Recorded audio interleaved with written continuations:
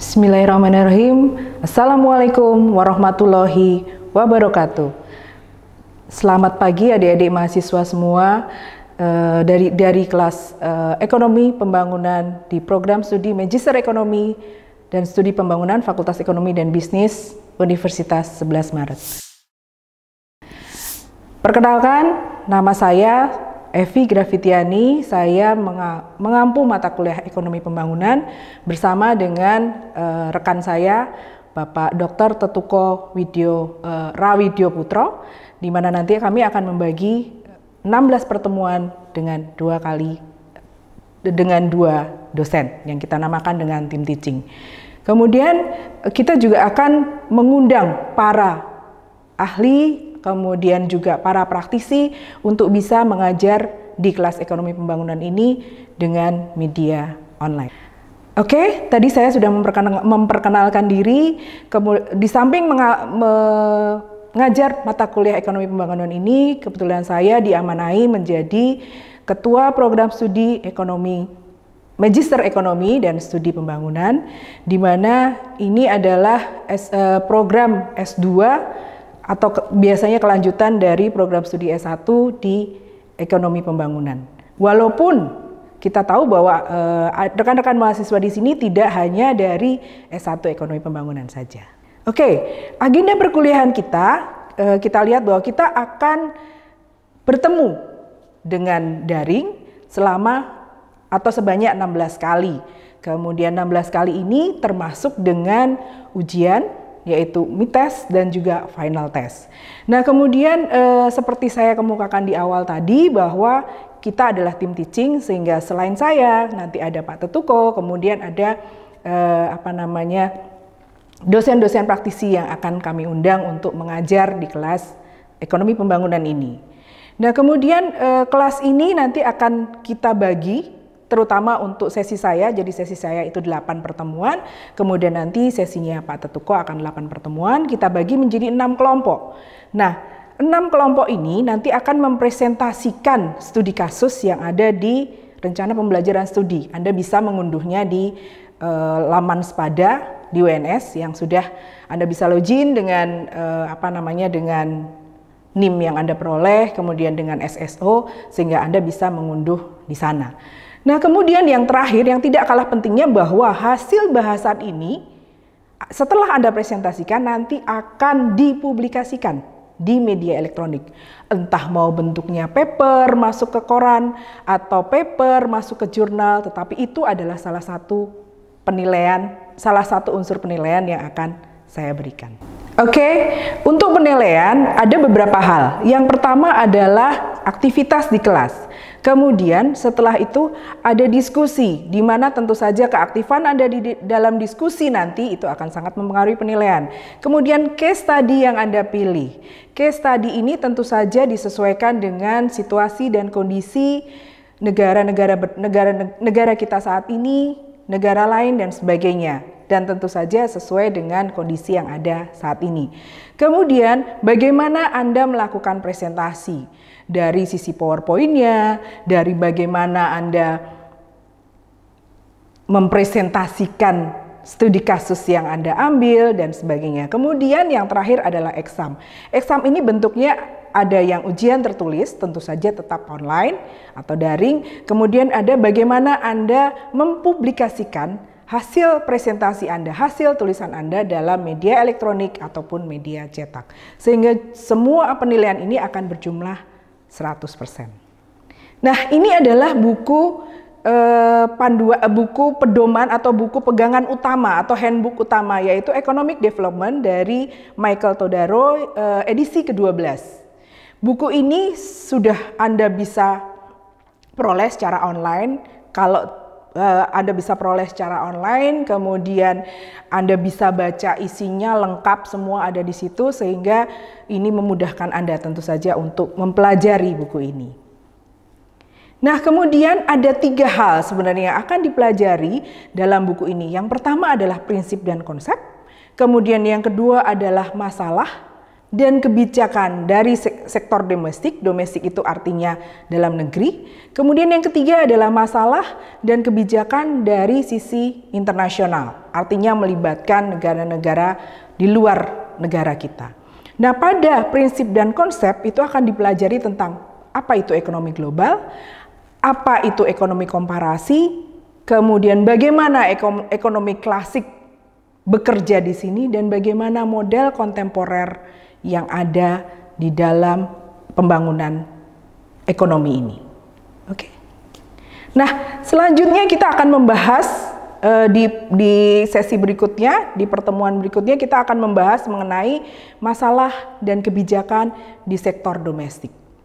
Oke, untuk selanjutnya kita akan membahas masalah dan kebijakan di sektor domestik. Kita tahu begitu banyak masalah ekonomi yang terkait dengan beberapa variabel-variabel yang ada tentang kemiskinan, ketimpangan, populasi penduduk, urbanisasi, kemudian ada migrasi, sumber daya manusianya itu sendiri, kemudian pertanian dan lingkungan ini yang terkait dengan sumber daya alam, kemudian juga kebijakan-kebijakan yang diberlakukan oleh dalam hal ini negara, dalam hal ini pasar, dan kemudian juga masyarakat yang ada di sekitar kita. Kemudian yang selanjutnya adalah membahas mengenai masalah dan kebijakan di level internasional. Nah, tentu saja ini cakupannya akan lebih luas. Kalau kita waktu di S1, kita akan mengenal bagaimana suatu ekonomi, sistem ekonomi dengan dua sektor, yaitu sektor produsen dan sektor konsumen. Kemudian ada 3 sektor yang tadi di domestik ditambah dengan sektor pemerintah, itu di masalah dan kebijakan domestik. Kemudian yang ketiga adalah yang 4 sektor adalah luar negeri, sehingga di sini masuk masalah dan kebijakan internasional. Nah, dalam masalah dan kebijakan internasional ini banyak sekali juga yang dibahas, bagaimana hubungan negara kita, Indonesia dalam hal ini dengan negara tetangga, baik yang jaraknya berdekatan ataupun yang jaraknya cukup jauh, karena hubungan bilateral, multilateral ini sangat-sangat terkait dengan ekonomi. Apapun yang terjadi di luar, itu pasti akan berdampak di Indonesia. Nah, kemudian kita lihat bahwa tadi sudah diungkapkan bahwa masalah-masalah pembangunan itu sangat banyak, sangat kompleks, dan negara-negara berkembang atau di Indonesia ini sangat luas, sehingga masalah ketimpangan, kemiskinan, kemudian kegagalan pasar, kegagalan pemerintah, kerusakan lingkungan itu menjadi satu masalah yang sangat kompleks. Nah, bagaimana mata kuliah ini memahami masalah, mencoba buat mahasiswa memahami dan bisa menemukan kemudian bisa melakukan alternatif untuk penyelesaian masalahnya. Nah, kemudian juga yang tidak kalah pentingnya adalah bagaimana interaksi dengan lingkungan global. Kita tahu pandemi COVID bermula dari kota kecil di Cina, Wuhan, tetapi sampai hari ini kita merasakan akibatnya. Kemudian juga ketergantungan ekonomi dunia juga seperti itu. Virusnya sudah kemana-mana tetapi vaksinnya belum juga ditemukan. Nah, kemudian penanganan masalah pembangunan ini tentu saja memerlukan kelembagaan yang baik. Di situ juga akan kita bahas bagaimana kelembagaan, kemudian strukturnya, struktur pasarnya, kemudian modifikasinya seperti apa. Kita tidak bisa lagi hidup seperti sebelum ada COVID-19 gitu ya. Karena kita sudah seperti ini, virusnya sangat mengerikan gitu kan. Sehingga mau tidak mau, suka tidak suka, kita akan hidup dalam norma baru, tentu saja dengan kelembagaan dan struktur kehidupan yang baru. Nah, kemudian di akhir kita akan melihat bagaimana ada studi komparasi, ya, ada studi kasus, ada studi komparasi sebelum adanya COVID seperti apa, sekarang masa pandemi ini seperti apa, kemudian next-nya seperti apa. Kalau kita mau bikin forecast itu seperti apa, kondisi yang akan datang, kondisi perekonomiannya akan seperti apa. kita melihat bahwa dalam terminologi pembangunan itu ada 3 ahli yang mengatakan dan 1 agenda pembangunan pasca 2015. Intinya apa? Intinya bahwa pembangunan itu adalah satu proses. Proses menjadi lebih baik, menjadi berkembang dengan tujuan apa? Tujuan dan aturan bahwa kemiskinan itu harus ditekan dengan seminimal mungkin, kesejahteraan harus dinaikkan dengan semaksimal mungkin.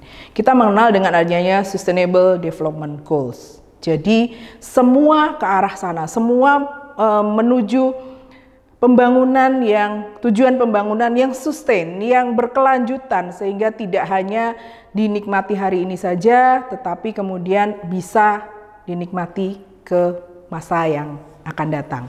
Sehingga prospek perekonomiannya akan lebih baik. Nah, adik-adik mahasiswa, tadi kita sudah banyak membahas, kita sudah banyak menganalisa, menemukanali masalah-masalah dalam ekonomi pembangunan.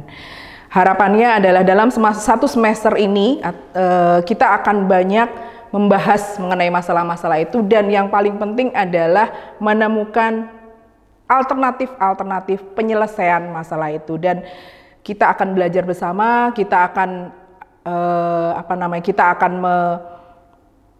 menganalisis bersama masalah-masalah ekonomi pembangunan sehingga akhirnya bahwa mata kuliah ini menjadi mata kuliah utama di program studi Magister Ekonomi dan Pembangunan dan diharapkan bahwa dengan Anda menguasai mata kuliah ini maka ke depan Anda akan tidak mengalami kesulitan untuk menganalisis masalah-masalah ekonomi pembangunan yang ada di wilayah Anda, di negara kita, bahkan mungkin di negara-negara tetangga dan negara-negara dunia.